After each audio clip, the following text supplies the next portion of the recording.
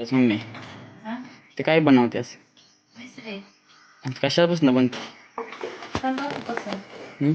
तंबाखूपासून. तर मग असून काय होतं त्याला काय कशाची मिसरीची.